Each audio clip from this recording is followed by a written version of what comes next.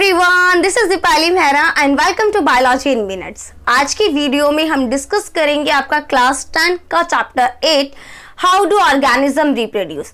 आज की वीडियो में हम सिर्फ इस चैप्टर का ओवरव्यू लेंगे कि इस चैप्टर में एक्चुअली है क्या क्या हमें पढ़ना है। नेक्स्ट वीडियो में हम इस चैप्टर के टॉपिक्स को डिस्कस करेंगे कि एक्चुअल में कॉन्सेप्ट क्या है। ठीक है, तो हम स्टार्ट करते हैं। सबसे पहले स्टार्ट करते हैं चैप्टर से ही। चैप्टर का नाम है हाउ डू ऑर्गेनिज्म रिप्रोड्यूस, कि जो ऑर्गेनिज्म है वो रिप्रोड्यूस कैसे करते हैं। तो उससे पहले मतलब समझते हैं कि रिप्रोड्यूस क्या है। ठीक है, री का मतलब क्या हो गया, दोबारा।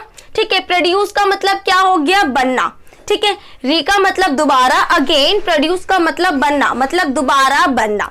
ठीक है, जैसे कि कोई लिविंग ऑर्गेनिज्म है, वो लिविंग ऑर्गेनिज्म अपने ही जैसे लिविंग ऑर्गेनिज्म को बनाता है। एक लिविंग ऑर्गेनिज्म अपने ही जैसे एक दूसरे लिविंग ऑर्गेनिज्म को बनाता है, उसी प्रोसेस को हम रिप्रोडक्शन बोलते हैं। जैसे कि एक ह्यूमन बीइंग है, एक ह्यूमन बीइंग प्रोड्यूस करता है, एक रिप्रोडक्शन के थ्रू प्रोड्यूस करते हैं एक दूसरे। ठीक है, जैसे कि एक गाय है, गाय भी एक दूसरे गाय को बनाती है ना। एक कैट है, कैट से भी हमें किटन मिलते हैं, कैट जैसे ही मिलते हैं। तो रिप्रोडक्शन उसी को कहते हैं जो अपने जैसे बनाते। एक लिविंग ऑर्गेनिज्म जो अपना जैसा लिविंग ऑर्गेनिज्म बनाए, उसी प्रोसेस को रिप्रोडक्शन कहते हैं। अब पूछा है हाउ, कैसे, तो ये पूरा हम सेक्सुअल रिप्रोडक्शन के अंदर पढ़ेंगे कि कैसे टू पेरेंट्स इन्वॉल्व होते हैं। साथ ही साथ एक और चीज पढ़ लेते हैं, वाई, भाई क्यों रिप्रोडक्शन बहुत जरूरी है। रिप्रोडक्शन इसलिए जरूरी है ताकि कंटिन्यूटी मेंटेन रहे, है ना। अगर रिप्रोडक्शन प्रोसेस परफॉर्म नहीं होगा तो कंटिन्यूटी मेंटेन नहीं होगी, जनरेशन आगे नहीं बढ़ेगी। राइट, कंटिन्यूटी को भी तो मेंटेन करना है, एक जनरेशन से दूसरी जनरेशन, दूसरी से तीसरी जनरेशन, है ना। ये कंटिन्यूटी भी तो मेंटेन होनी चाहिए। अगर यहाँ पे रिप्रोडक्शन परफॉर्म नहीं होगा तो सब खत्म हो जाएगा। कुछ साल बाद, 25 साल बाद, 50 साल बाद, है ना, 100 साल बाद सब कुछ खत्म हो जाएगा अगर रिप्रोडक्शन परफॉर्म नहीं होगा, क्योंकि कंटिन्यूटी मेंटेन नहीं होगी, क्योंकि नेक्स्ट टू नेक्स्ट जनरेशन आएगी नहीं। जब जनरेशन्स आगे नहीं आएगी तो कंटिन्यूटी मेंटेन नहीं होगी और सब कुछ खत्म हो जाएगा। ठीक है, नेक्स्ट आपका इसी का सब टॉपिक है do organisms create exact copies of themselves, कि जो भी कोई लिविंग ऑर्गेनिज्म है जो आया है, ठीक है, जो न्यू लिविंग ऑर्गेनिज्म है, क्या वो न्यू लिविंग ऑर्गेनिज्म अपने पेरेंट सेल की ना, पेरेंट ऑर्गेनिज्म की कॉपी होती है या नहीं होती, एग्जैक्ट कॉपी होती है या नहीं होती। ठीक है, इफ नो देन व्हाई, है ना। अगर नहीं होती तो क्यों नहीं होती, तो रीजन है इसका, सेल है। ठीक है, सेल है, सेल के पास क्या होता है, न्यूक्लियस। सेल है, सेल के पास क्या होता है, न्यूक्लियस। न्यूक्लियस में क्या होता है, क्रोमोसोम्स। ठीक है, क्या होते हैं इनके अंदर, डीएनए। चलो भाई, डीएनए। ठीक है, डीएनए क्या कंटेन करता है, डीएनए क्या कंटेन करता है, इंफॉर्मेशन, है ना। क्या कंटेन करता है डीएनए, इंफॉर्मेशन।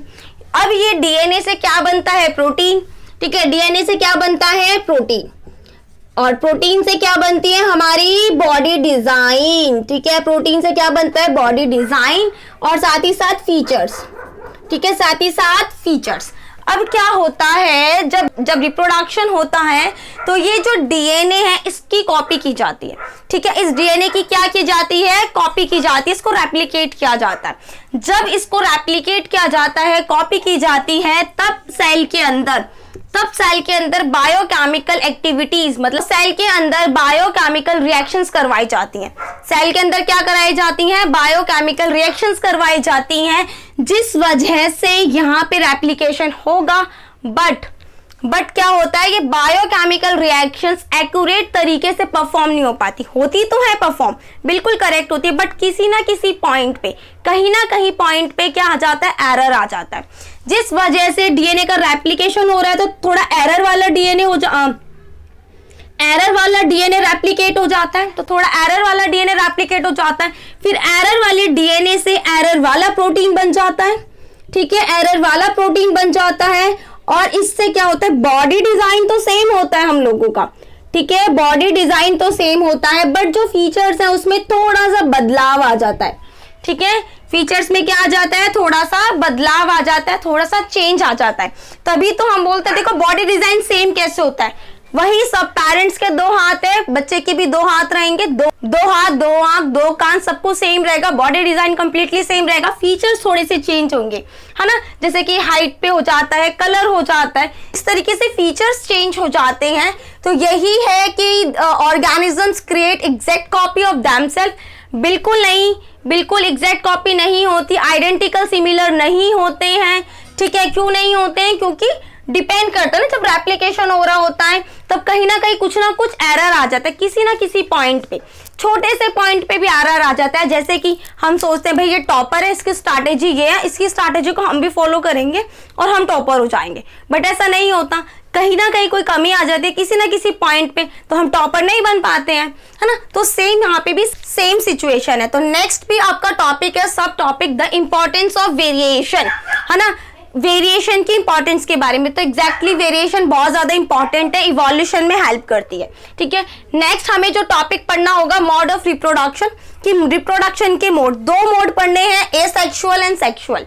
ठीक है, एसेक्सुअल एंड सेक्सुअल पढ़ना है, साथ ही साथ इनके डिफरेंस को भी देखना है ना। इनके बीच में डिफरेंस जरूर पूछा जाता है, मोस्ट इंपॉर्टेंट रहता है, और साथ ही साथ टाइप्स, है ना। एसेक्सुअल रिप्रोडक्शन के टाइप्स भी देखने हैं, फीजन, रीजनरेशन, फ्रेगमेंटेशन, है ना, स्पोर फॉर्मेशन, ये सारी चीजें भी हमें कवर करनी है। नेक्स्ट टॉपिक होता है आपका sexual reproduction in flowering plant. ठीक है, फ्लावरिंग प्लांट के सेक्सुअल रिप्रोडक्शन के बारे में बात करेंगे। तो रिप्रोडक्शन से पहले हम क्या देखेंगे? उसका फ्लावर का स्ट्रक्चर, कि है ना, पेटल कहाँ है, सेपल क्या है, मेल फ्लावर पार्ट क्या है, फीमेल फ्लावर पार्ट क्या है, तभी तो रिप्रोडक्शन होगा। उसके बाद मेल और फीमेल पार्ट के फर्टिलाइजेशन कैसे हो रहा है ना, फर्टिलाइजेशन प्रोसेस देखेंगे। उसके बाद जाइगोट कैसे बना, एम्ब्रियो कैसे बना, सीड कैसे बना। ठीक है, नेक्स्ट आपका जो मेन टॉपिक होगा reproduction in human beings. Human beings का रिप्रोडक्शन देखना है, जिसमें हम बात करेंगे मेल रिप्रोडक्टिव सिस्टम की, फीमेल रिप्रोडक्टिव सिस्टम की, साथ ही साथ इनके डायग्राम को देखना है, लेबलिंग देखनी है, उनके ऑर्गन के फंक्शंस को देखना है। ठीक है, नेक्स्ट आपका जो सब टॉपिक होगा इसमें what happen when the egg is not fertilized. जब अगर आपका एग फर्टिलाइज नहीं हुआ, फीमेल में ओवरी से एग रिलीज हुआ बट वो फर्टिलाइज नहीं हुआ, तो उस कंडीशन में क्या होगा? जो यूट्रस की एंडोमेट्रियम लाइनिंग है ना, एकदम इनर मोस्ट जो लाइनिंग है वो ब्रेक हो जाती है, ब्लीडिंग होती है थ्रू दी वेजाइना। तो इस तरीके का हम प्रोसेस पूरा पढ़ेंगे कि आपकी मेंस्ट्रुअल साइकिल आती है।